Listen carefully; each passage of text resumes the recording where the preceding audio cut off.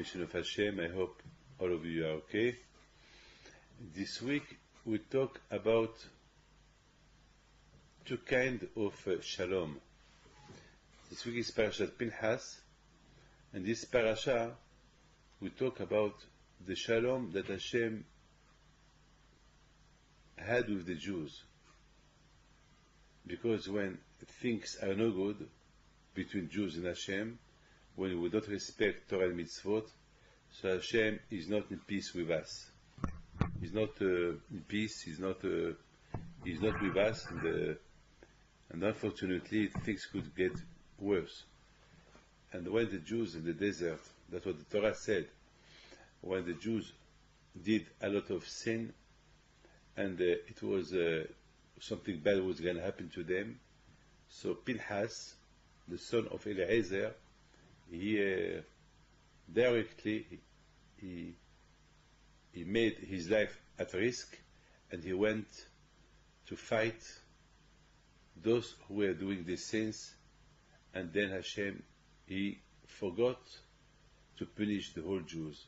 And the Torah said, Hashem, he said to Moshe, tell Pinchas, because the action that he did by risking his life to stop the Jews not doing sin, so I give him shalom.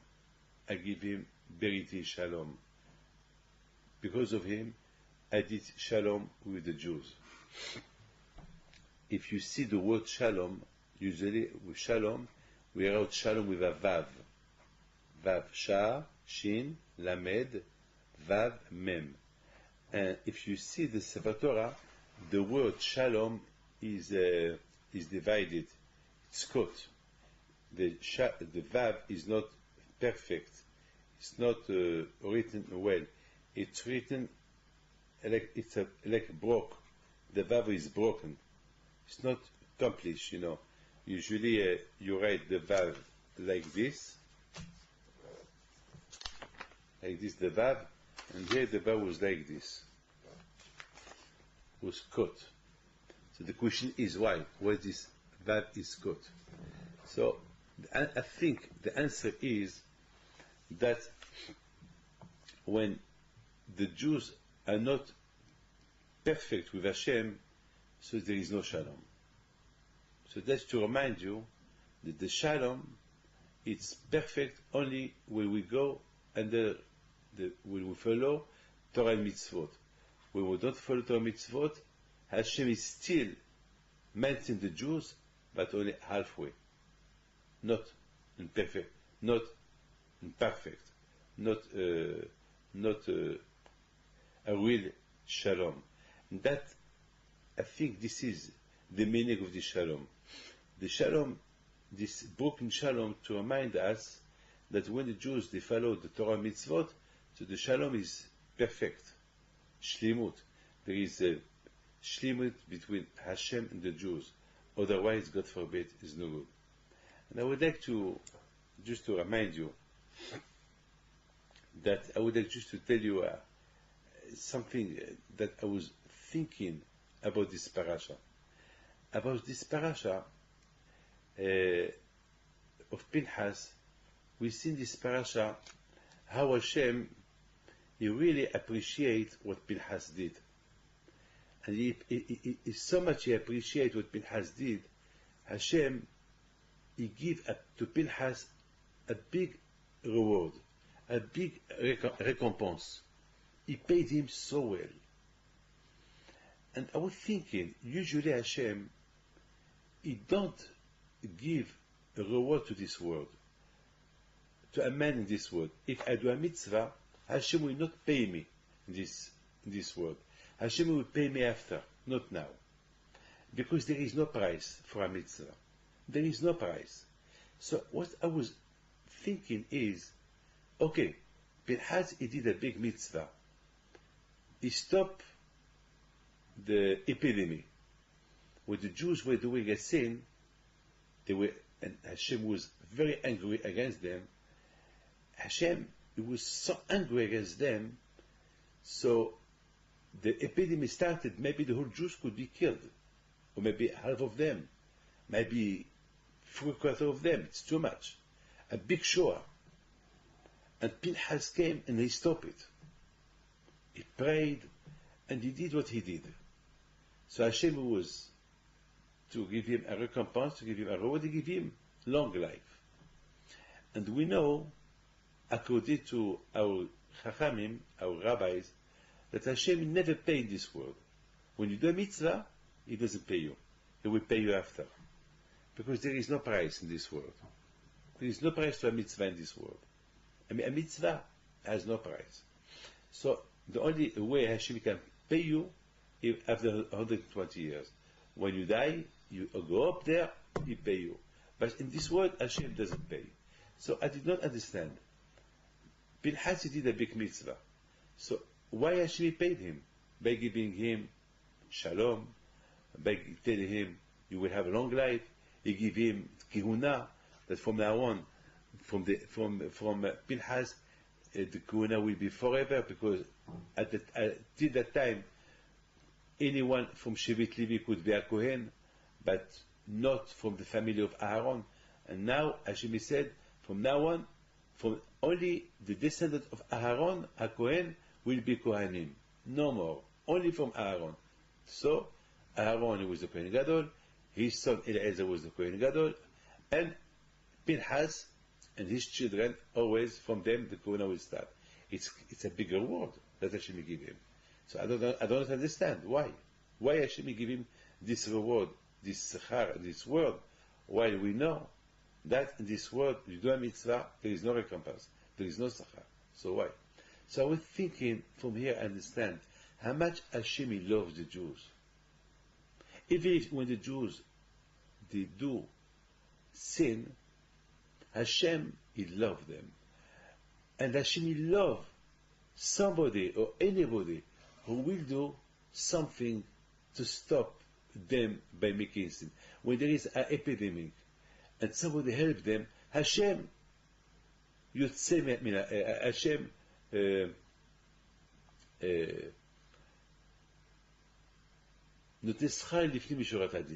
Hashem, He give a reward, even that He should not pay, He pay. It's incredible. When a person do something good to his friend, he save his life or something like that, Hashem will pay him this world.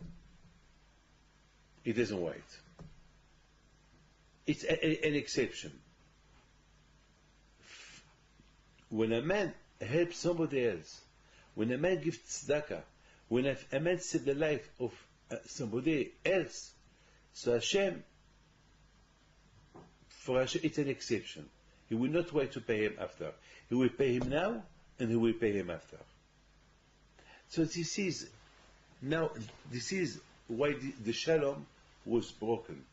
Why the Shalom is broken in the Torah? To remind you that Hashem will give a reward now and a reward after. You see, Shalom is broken. There is half. The vav is broken. Half of the vav is up, and half of the vav is down. That means that Hashem will give you the reward up there after what you did, because you made Shalom between Hashem and the Jews, or between, or you did something, and beside the reward that Hashem will give you down here. This is the meaning of Shalom, the broken Shalom. The vav, this is broken halfway up and halfway down. This is something incredible. Now, we know one thing, Shlom Bayit. Shlom Bayit, it's something very, very important.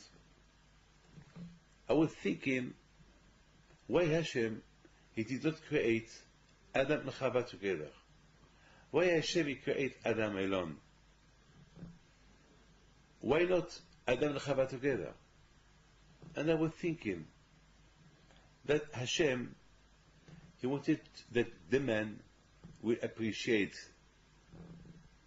the gift that Hashem give him. Because usually a man is stronger than the woman. Physically stronger. Even the way he talk, the way he act, always the woman is less weak than a man.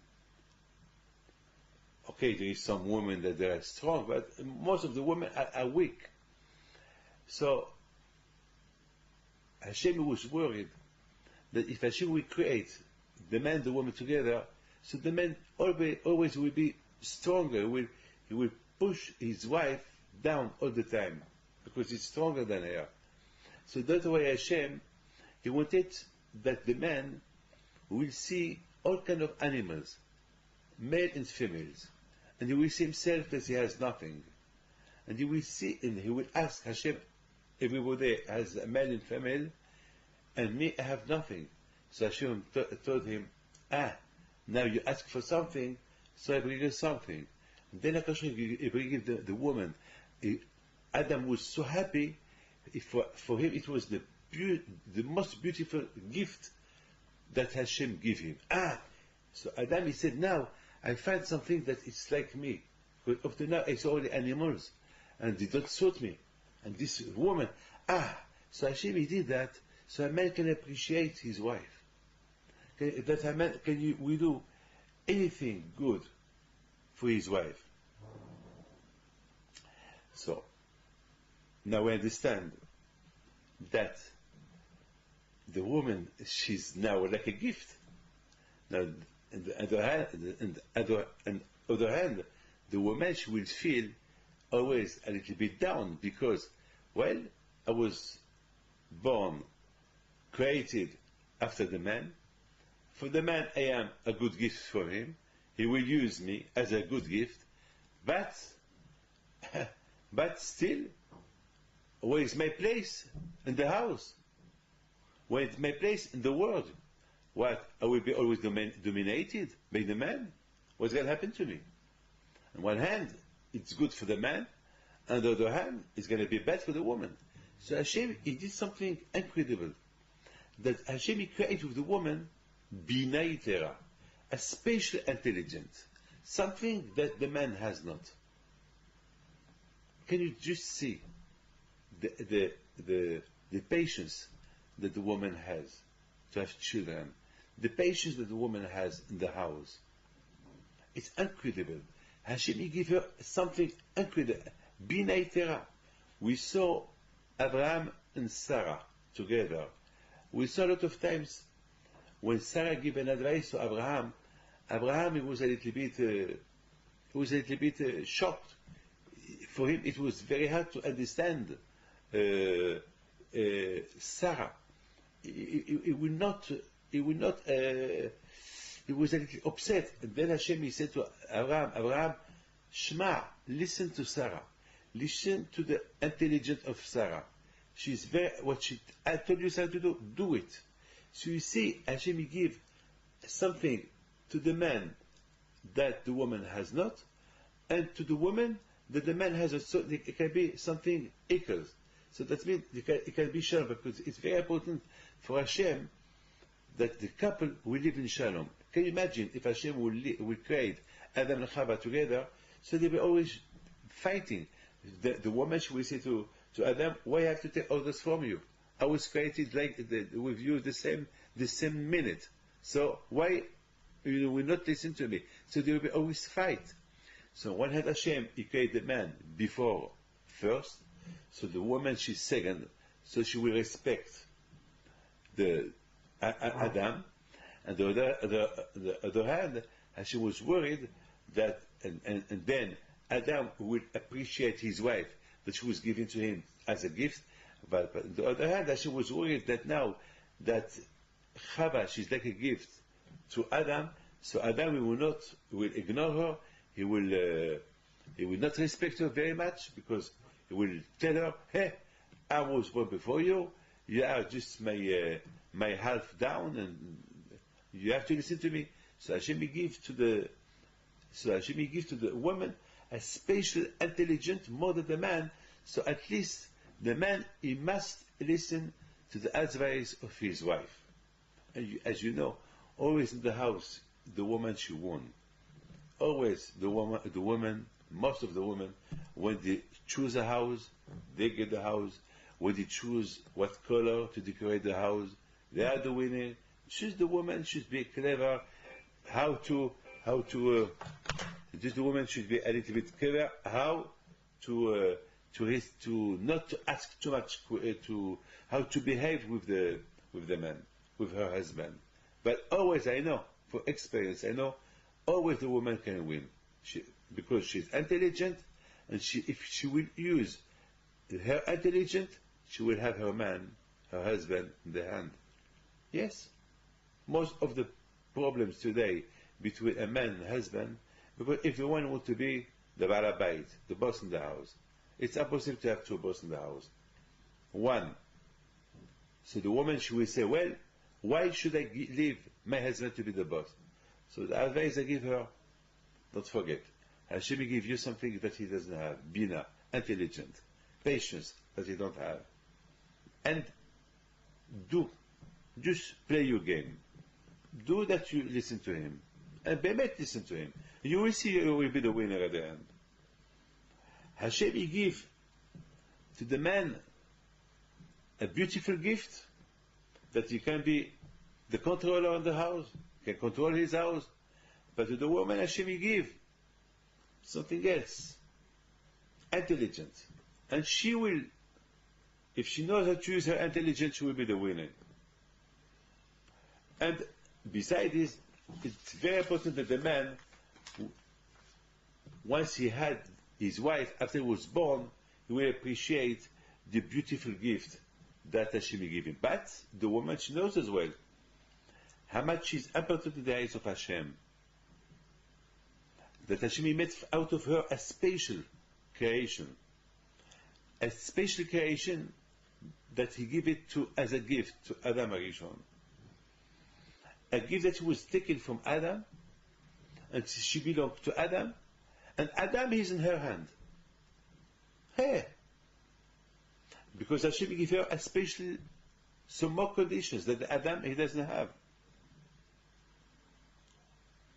The Gemara said, with the merit of the woman, the Jews were liberated from Egypt. They know how to control their husband. Because of the man, because of the woman. And when they were in the desert, when the Jews, they did the Avodah Zarah, the Egel, the woman, they did not do it. They said to the man, are you mad? You want to change a bicycle, you want to change a car against a bicycle? You want to change a Porsche against a bicycle? Are you mad? You want to change Hashem against the Egel, the Avodah Zarah, idolatry? Are you mad? When the Jews spoke Lashon Hara about Israel, they were punished, but not the woman. The women were not punished because they did not speak Lashon Hara about Israel. Why? Because the women were intelligent. They said to the man, are you mad? They said to the husband, you want to remain in the desert? We cannot remain in the desert. Well, if you want to go back to Egypt, to be slave in Egypt, we have to go forward, to go to Israel. And because they did so, no one died in the desert. The husband died in the desert, but not the woman. For me, you see, the intelligence that the woman had, it's incredible, the woman. And we saw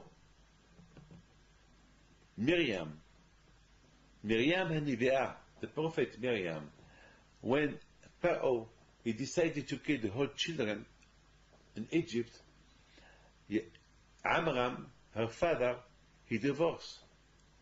All men divorced their wives. So Miriam, she went to Amram, her father, and she told him, Papa, you are a bad man. You're a bad man. You're worse than Pharaoh. Because Pharaoh, he said, any man, any boy who is born, kill him. And you kill boys and children. Because by divorcing your wife, there will be no children, no girls, no boys. No boys, no girls. So it's not normal. You are worse than Pharaoh. So Amram, when he heard that, he told her, you're right. So he took back his wife. So when the Jews saw Amram took back his wife, all the Jews took back their wives, and it was then children started to be born. But who were here? Who was the clever? Miriam, a woman. Shimshon, the strongest man of the world. his mother, she was a tzaddiket. She was more clever than her husband. I can give you thousands of examples about women, patience of women, the tzidkut of women, and it's everything is in the hand of the woman. So that's why it's so important that Hashem He gave to the man some conditions how to live, how to remain the man of the house, and Hashem He said He gave to the woman some conditions how to live so she can be in one hand, like under the control of her husband, but knowing that her husband cannot live without her intelligence. So it's equal. So they should know how to manage. Just think. In France, we cannot have two presidents. In Morocco, we cannot have there two kings. It's impossible to have two presidents. We need only one. If there is two, like in Paris, we cannot have two mayors. Only one in Paris. It's impossible to have. So in the house, it's not possible to have two people who are equal. So Hashem, He did that both of them are equal, but one of them, that is the man, he's a little bit more stronger than the woman, so that there is an influence, a house could be well controlled, but knowing that the man, he cannot live without the advice of his wife. Like the president here in France.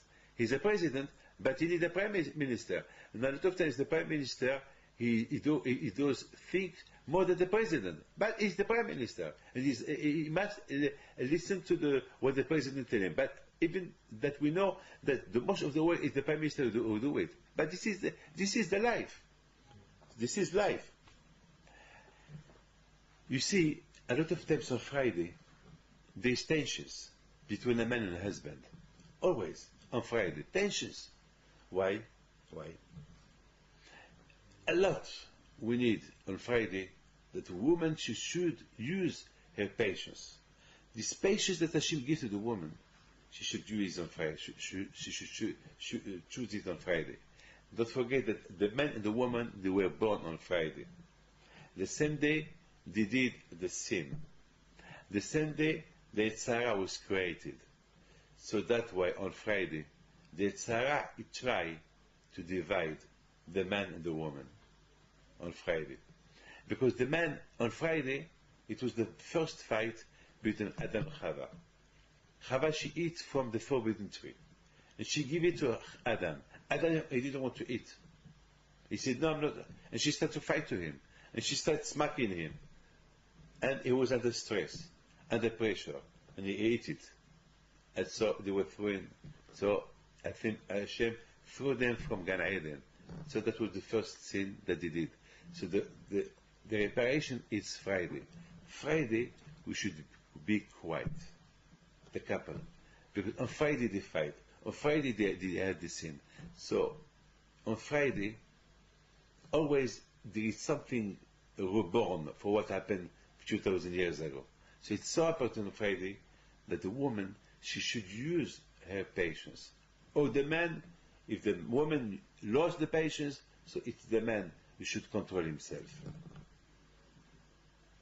Unfortunately, what happened that Friday? Chava, she talked too much. She talked too much with the snake. Talked too much. And because she talked too much, look what happened in the end. She listened to him. So that's why on Friday, most of the fights that there is on Friday between man and husband, because of talking too much. So the woman, she should use the Binei Torah.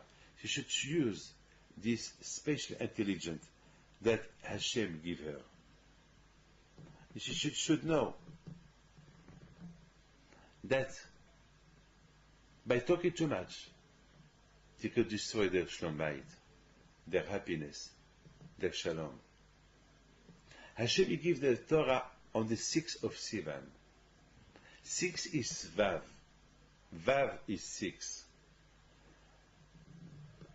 And Hashem, He give us Torah while all the Jews were in peace between them. Hashem will not give the Torah if there was no Shalom, there was no peace.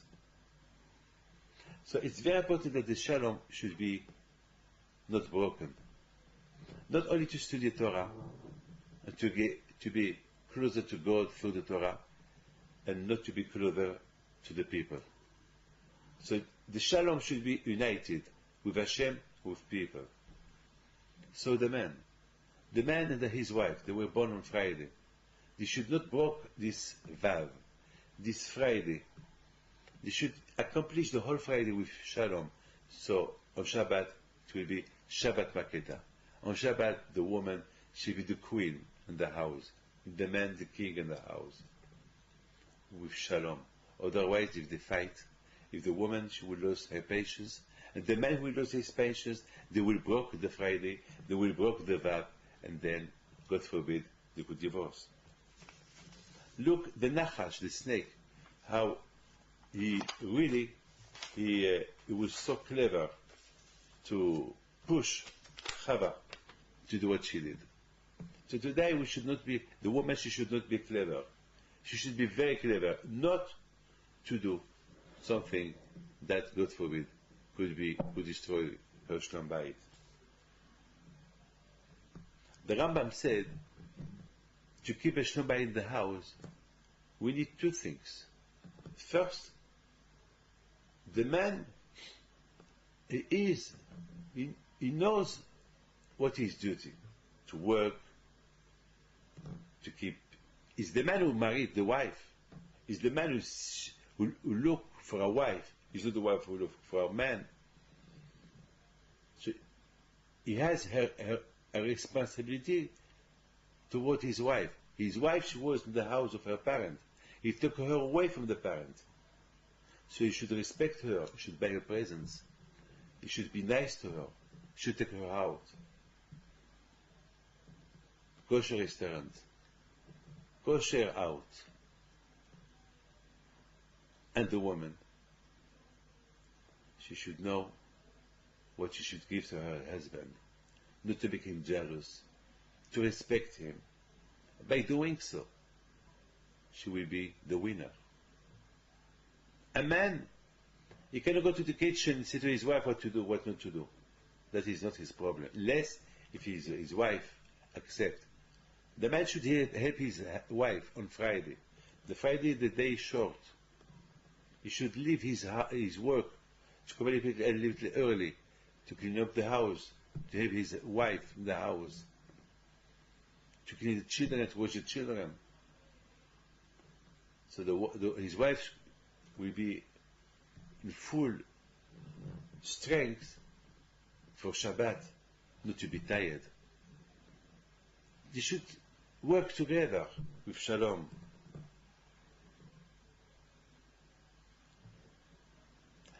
The Gemara said, Rab Shamalai said, that Hashem, He created the animals, then He created the man. And when the Torah talk about sacrifice that we should bring to the Beit HaMikdash, the Torah talk about what kind of sacrifice that we bring, and then how much we should have emunah on Hashem. Emunah on Hashem is not easy. To believe in Hashem is not easy. You have to work very, very strong to have emunah on Hashem. When you have emunah on Hashem, you win. Today, we talk about the Mondial, the football. Everywhere we talk football, Mondial. Now, this week, we still have few games. Who's going to be the champion? And one think Brazil will be the champion. Argentina will be the champion. People today talk about Argentina and Brazil. But it's surprise. Who knows? Maybe Ghana. Who knows? No one knows. No one knows because we saw a lot of surprise in those games. But what I learned from these games, football games, is I see the street empty, like Yom Kippur. When I was in Argentina, the morning that they played, I don't know who they played, the streets were empty. I imagine this week when Argentina will play, I don't know who, maybe Germany, I don't know, or I don't know. But I'm sure that the roads will be empty, completely empty. The more the game will be interesting, like the Mondial, then you will see really the game. Even the mosquitoes will be watching the TV. What I learned from the Mondial is how much people love football. Even people that they don't love football all life, but on those games they are interested to know. Even me, I want to know who won. I don't watch football. I don't like it. I don't like it. Maybe I like it, the Mondial, but I don't watch it. I will, but I want to know who won. Because people, it's affluence, it's because people, they wash your brain during a year. Mondial. So if you want to know what's going on, even people that they don't like it, they will like it. And there is people who like it. But what I want to tell you is that during these games, people show how much they love the football, how much they will do anything for the football. They will wake up in the morning early, they will not go to work, they will lose money, they will go to South Africa, they will spend money, football. People, I don't know. They're excited, they're happy, and when there is a goal, they're jumping, joy, wow! And the day that the team that they wanted to have the Mondial, to win the Mondial, they win, they will get drunk, they will not sleep, they were so happy. So my question is, for people who believe in God, did he show to God love like they love the football? And the moment when they watch the football, do they think about God? Do they love Him? Do they have the same love to Hashem? The team of a Jew is the Torah. My team is my Torah. Do I love my Torah like I love the football? Do I love the balloon as I love? Do I love God as I love the balloon? Have I done something special for God like I do for the football? Honest, from the football, I learn myself how to love God. I learn how to love God. And the day that the Mondial came, and the joy that you see everywhere is having that his team won the Mondial, the cup. So I will have another question. Have I been happy to do a mitzvah or to come to pray the same way I'm jumping when there is a goal, when my team won? Just imagine the two teams in the Mondial are playing, and at the last minute, one break and shoot a goal. Wow. The people are mad, happy, crying, screaming. My question is, have you done for Hashem like this? Hashem give you life. Hashem give you love, money, happiness, health. Have a man who has a cancer and he's okay now. Has he been happy with Hashem like he was to watch this game, this team? The way he's happy now? Well, this is a question. This is my story. So, and there was a man who came to see me in Israel. His son married a bad woman, a woman that she has some boyfriends. And the father told him, how can you marry a woman that she did not break with her boyfriends? So he said to his father, I don't care, Papa, I love her. He came to see me. I told him, so what the news? He said, well, they're gonna get married on Sunday, but I don't want to go to the wedding.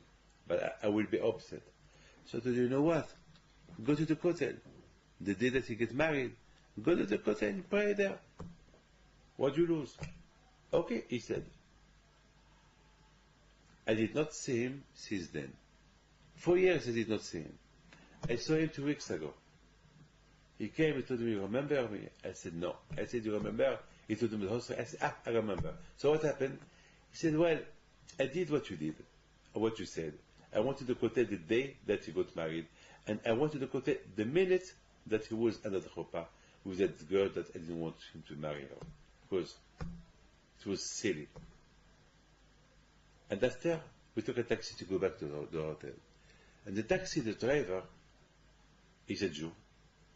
He told us, I see you have a sad face. I'm sure that something bad happened to you today. So we said to him, yes. So he told us, do you have any problem with your children? So I said, yes. Did your child marry somebody no good? Or is out with somebody no good? I said, yes. So he told him, the driver, I said, you know what? 4 years ago, I had a problem. My son, he wanted to marry somebody no good. And I went to Sir Rabbi David Pinto, and he told me, look, there is nothing you can do. Anyway, they will get married, but one day they will divorce. But the day of their wedding, you know what you should do? Go to the kotel. At least cry there, pray there. That's it. And that's what I did. And Baruch Hashem, my son, he finished with that girl. He divorced her. Because she had boyfriend. She was married to my son, and she had a boyfriend. Silly. What kind of love that? So the driver, he told me, no, go to Rabbi David Pinto. Maybe we'll help you. The same way he helped me. So the Englishman, he was shocked. He screamed. He said, well, that's what we did. We went to the kotel because he told us to go to the kotel. So exactly, it's unbelievable. Ashgacha pratit. What he told you, he told us. And all of us will meet together in this taxi.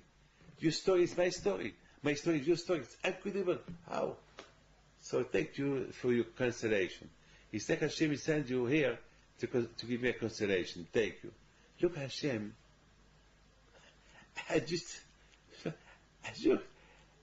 maybe you may say it's a coincidence, but it's a coincidence that I could give this advice to people. But to meet the same day, the same minute, the same hour, with a man that he did what I told him to do, what I told those people to do now, it's one of a billion of a percentage impossible to happen, but it happened. This is Hashem. How much we should do, all what we can do, to be always with peace, shalom with Hashem, to be with Him. That the vav will not be broken. A real shalom with Hashem. Like Pinchas did, by punishing this man who did a big sin, the epidemic stopped, and Hashem meets shalom with the Jews. God bless you. Bayit Hashem, I hope that you will come with us to the Hilula of Rabbi Chaim Pinto, Bayit Hashem, on the 2nd of September. Bayit Hashem, God bless you, and I wish you all the best.